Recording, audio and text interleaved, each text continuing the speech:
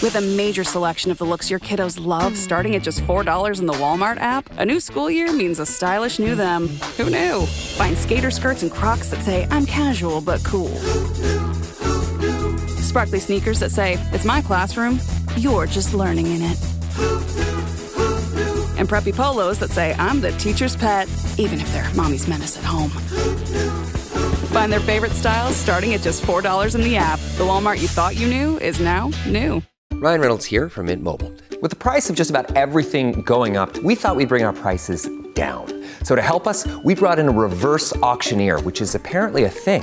Mint Mobile Unlimited Premium Wireless. How to get 30, 30, bit to get 30, bit to get 20, 20, 20, bit to get 20, 20, bit to get 15, 15, 15, 15, just $15 a month? Sold! Give it a try at mintmobile.com/switch. Upfront payment of $45 for 3-month plan, equivalent to $15 per month required. New customer offer for first 3 months only. Speed slow after 35 gigabytes if network's busy. Taxes and fees extra. See mintmobile.com.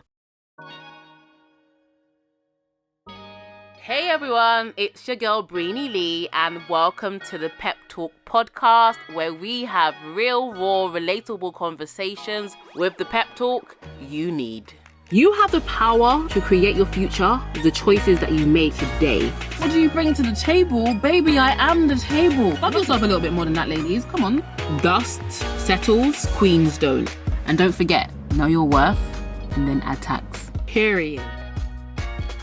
So before I start, let this be known. There is a difference between being kind and being nice. Unfortunately, in the world that we live in, nice people get walked all over. And the problem with nice people is that they are people pleasers. And these people need you or want you to believe that they are nice. I personally don't like the word nice because it doesn't say anything about the person. To me, it sounds like this person is agreeable no matter what. To me, a nice person does not have their own opinion. A nice person just blends right in. The nice person doesn't offend anybody. The nice person says the right things at the right time. The nice person is nice to every single person, no matter what. And unfortunately, on the surface, nice people or people pleasers, you may think like, oh, like they're just great people. But the underlying fear of a people pleaser, and I'm sure you can relate to this, the underlying fear of a people pleaser is a fear of rejection and a discomfort of being disappointing to other people. And this may actually come from a few things, maybe relating back to your childhood. Maybe you were scolded for having your own opinion. Maybe you wasn't able to have an opinion. Maybe you wasn't able to be honest. Maybe walking on eggshells is what actually kept you safe in your environment. Maybe you had a parent that was volatile, that was maybe depressed or abusive, or someone that you had to look after, and you always had to put their needs above your own. Some of these people pleasing tactics could be saying yes, I'll do that, when you actually don't want to. You say yes when you mean no, and it's like yes is almost automatic. But you'll realize that you're being a people pleaser when you're always feeling resentful after you've told somebody yes, because ultimately what has happened is when you said yes to someone else, you actually said no to yourself. But the inner turmoil of a people pleaser is your refusal to actually set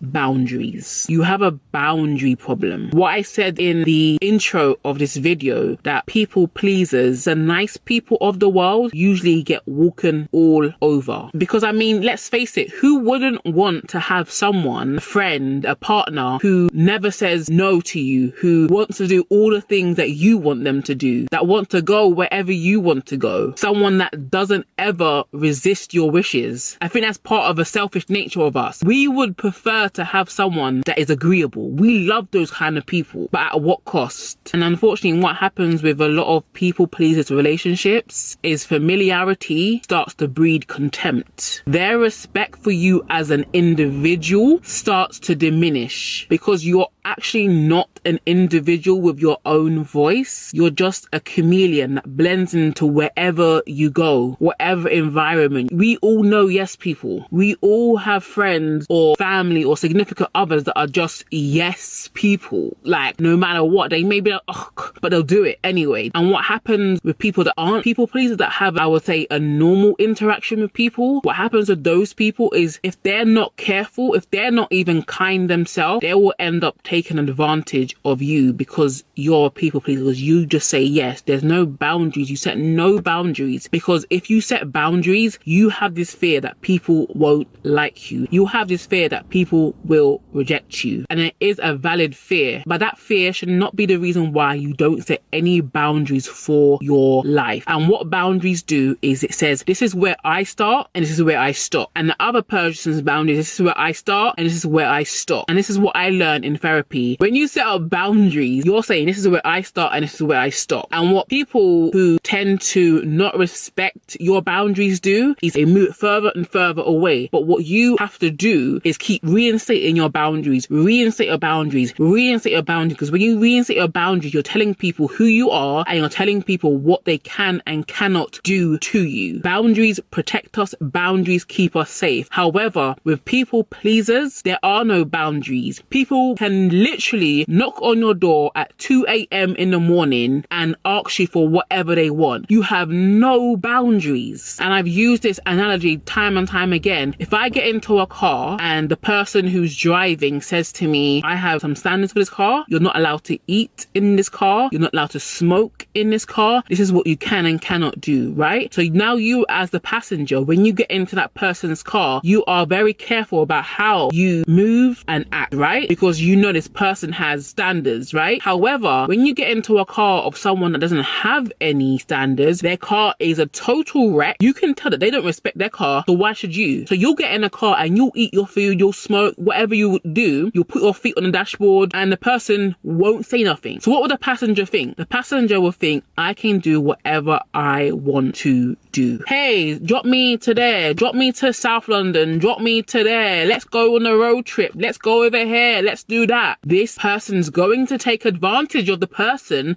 that doesn't have any boundaries. And you cannot be afraid to not set your boundaries because you have a fear of losing those people. Do you really want people in your life that take advantage of you? And the truth of the matter is, when you start saying no, when you actually have boundaries, you're going to lose the people that were happy to manipulate you in the first place. You're not losing good people, you're losing people that are not good for you. And they will get mad because they start to lose their access to you. And you will usually notice the people that are taking advantage of you when you actually tell them no. Watch their reaction. People that love that access to you or love you for what you do for them, tell them no and see how they react. If they start to yell and to shout and to make you feel guilty, you know that person was just there for what they can get out of you. And let's talk quickly about those people who won't say no because they can't stand the discomfort of displeasure from other people. People like this are very conscious of other people and how other people feel, but they're not very conscious about how they feel. They prioritize other people's feelings over their own. They're more concerned about how you would react to them telling you no and how you would feel when you tell them yes, if that makes sense. As a people pleaser, they would feel worse to tell somebody no than to actually tell themselves no. That's not somebody that is a great person. That is somebody that doesn't have any standards. I am not afraid to tell anybody no because I have to consider all the facts. Of course I want to be a good person. We all want to be great people, but not at the expense of our own self and our own suffering. Literally, if I'm busy, I'm busy, period. If I say no, I don't even have to explain myself to you, okay? If I say no, respect my word. A lot of people don't respect other people anymore. They don't respect their word. They take everything that other people do personally. You didn't come to my event. Like, don't allow people to guilt trip you into doing what they want you to do. And so for those people who are uncomfortable with making other people uncomfortable, welcome to the real world. And the issue is, when you actually stand for something, you're not going to be the most liked. I do not care who likes me. I'm going to be 1000% myself, okay? And that doesn't mean being a jerk or going out of your way to purposely annoy people or to trouble them. No. But sometimes being who you are is going to piss people off. Sometimes having an opinion is going to piss other people off. You cannot be 100% agreeable all the time. That's why I am kind of against this whole PC thing, because people aren't actually being real. They're not being themselves. They're being a version of themselves that is acceptable to the majority. I am not concerned about being liked, okay?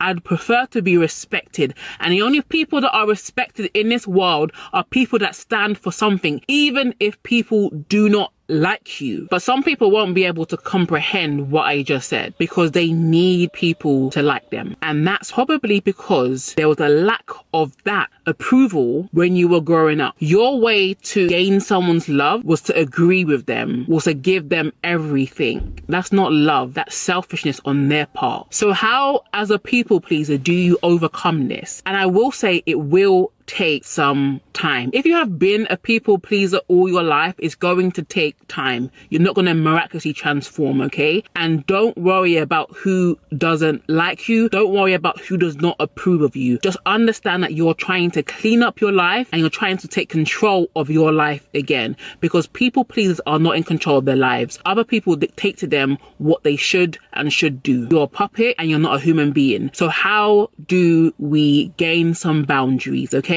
Number one, learn to say no, and know that no is a complete sentence. And one thing some people struggle with, they think saying no is rude. It is not rude to set a boundary, okay? It's not rude to say no. It can be, however, rude if you say it in a way that is rude. I can say to someone, oh, sorry, I won't be able to come to your child's birthday because I've got this deadline I really need to sort out. On the other hand, someone can be like, no, I'm not coming to your child's birthday. Why do you keep asking me? Can you notice the difference? You can be assertive without being rude. To be assertive is to say this, and no is a complete sentence. Sometimes you don't even have to justify the reason, but if you want to add a little bit of sprinkles on there, you can give your reason, but you can still express your desire to want to do it and still say no. Do you understand? And on the other hand, if you have to call somebody out or if you have to correct them, there's a way that you can do that without actually belittling the person or making that person feel like a fool. It's just the way that you do things. It's just the way that you handle things. It's just the way that you're sensitive to other people. And if you don't feel like you have the courage right now to say no completely, start by saying this. If somebody asks you to do something, start by saying, okay, let me get back to you. Don't give them an answer. Buy yourself some time before you actually respond. Say to them, okay, let me get back to you. And make sure you get back to them and then tell them no. But at least you have some time to actually think about it, because a lot of people don't like being put on a spot. I don't like being put on a spot. I don't like feeling like I got to give you an answer right now. Tell them, oh, let me get back to you. Let me take a minute. Let me look at my diary. Buy yourself some time before you respond. And number 3, have some written down goals. And not only goals, but write down what you actually like to do, what you actually enjoy. If you like going out to the movies, if you like going to the park, if you like spending time with family, these are your priorities. These are going to be the things that fill your tank. So make sure you prioritize this. And therefore, if something else comes up like partying or going to a barbecue or doing something else that you don't actually want to do, because you have this list of things that you genuinely like, you can compare the two. Sometimes we say yes to everything someone else wants us to do because we don't actually have a yes list for ourselves. We don't really have goals that we're working towards. So we're kind of like floating. And the problem with that, you'll look up in 2-3 years and you think, what have I actually achieved with my life? And this also reminds me of something. If you're constantly always working on somebody else's vision, going to someone else's event, supporting this other person, yes, it's good to help people. But if you're constantly supporting someone, being there for someone, constantly there, what's happening to your own goals? What's happening to your own garden? You don't want to look up in 3 to 4 years and realize that you actually have nothing to show for your life because you were so busy focusing and working in somebody else's life. And now I'm not telling anyone to stop being kind. I'm telling you to reevaluate what it means to be nice to you. Not what it means to be nice for someone else. What does being nice mean to you? Do not spend your life trying to be likable, right? I respect people highly that I may not like, but they stand